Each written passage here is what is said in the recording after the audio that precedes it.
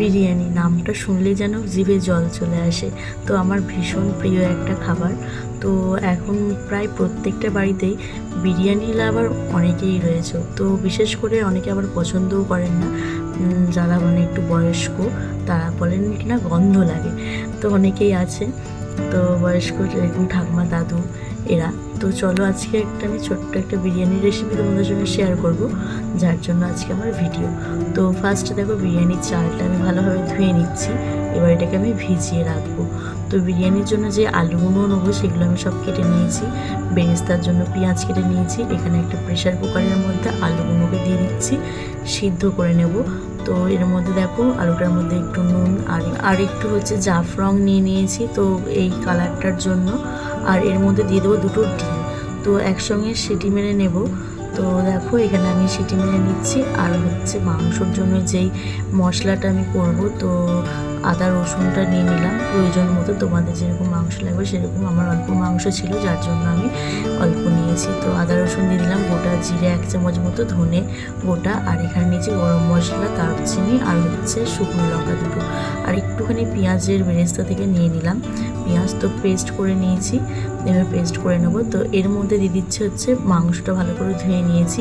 ধুয়ে এবার এর মধ্যে হচ্ছে টক দই দিয়ে দিলাম, স্বাদ মতো নুন, হলুদ, তারপরে হচ্ছে গুঁড়ো লঙ্কা। তো আমি যতটা পারবো তোমাদের শর্ট করে দেখানোর চেষ্টা করছি। তো কিছু কিছু জিনিস হয়তো স্কিপ করে গেছি, তো তোমাদের আমি ভিডিওর মধ্যেই বলে দিচ্ছি। তো এটা দিলাম বিরিয়ানি মশলা, আর আদা রসুনের যে পেস্টটা করেছিলাম সেই পেস্টটা দিয়ে দিলাম। তো ভালো করে মেখে ঢেকে ঢেকে দেবো। এখানে আমি হচ্ছে কড়াই বসিয়ে দিয়েছি, কড়াইয়ে তেল দিয়ে দিলাম। এবার হচ্ছে আমি বেরেস্তাগুলো ভালোভাবে ভেজে নেব।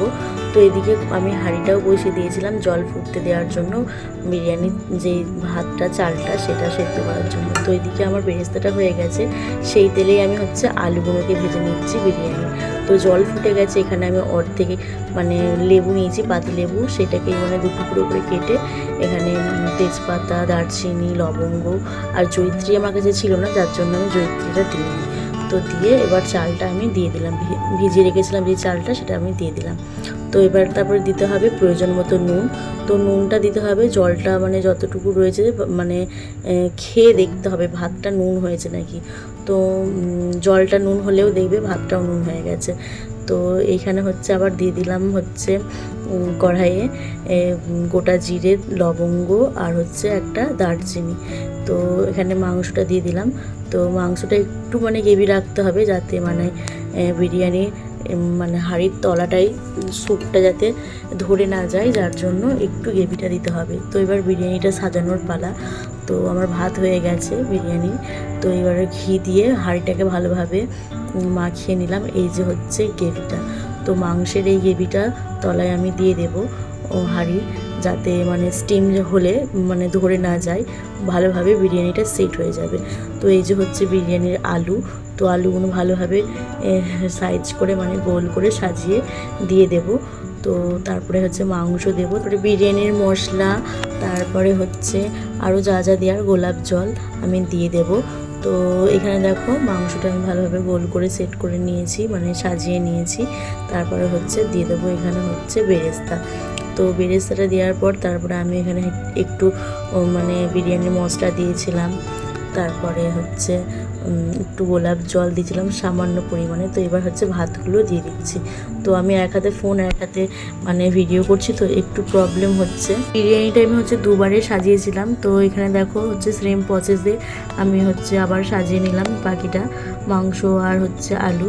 তো বেরেস্তাটা দিয়ে বিরিয়ানি মানে মশলা দিয়ে তারপরে এর মধ্যে হচ্ছে আমি যতটা পেরেছি মানে এই ফুড কালারগুলো একটু স্কিপ করেই গেছি, কারণ ঘরোয়া তো, যার জন্য মানে এই কালারগুলো তো খুব একটা ভালো নয়, যার জন্য একটু মানে যতটা পেরেছি মানে ওই সবগুলো একটু না দেওয়ারই চেষ্টা করেছি। তো এখানে একটু সামান্য একটু গোলাপ জল দিয়ে নেব, আর হচ্ছে কালারের বদলে আমি হচ্ছে বিরিয়ানি মানে ওই চিকেনের যেই জুসটা ছিল সেই জুসটা দিয়েছি। আর উপর দিয়ে দেখো আমার সাজানো হয়ে গেছে। এবার উপরে অল্প ভাত দিয়ে তারপরে হচ্ছে বেরেস্তাটা দিয়ে হচ্ছে ঘি দিয়ে সাজিয়েছি। এবার হচ্ছে মানে মেন হচ্ছে দুধ দিয়ে, আর এখানে একটু দুধ নিয়ে নিয়েছি। এখানে হচ্ছে বিরিয়ানি কেওড়া আর হচ্ছে বিরিয়ানির ফ্লেভার, আর হচ্ছে যেই কালারটা মানে বিরিয়ানির যেই ফুড কালারটা, সেই কালারটা নিয়েছি।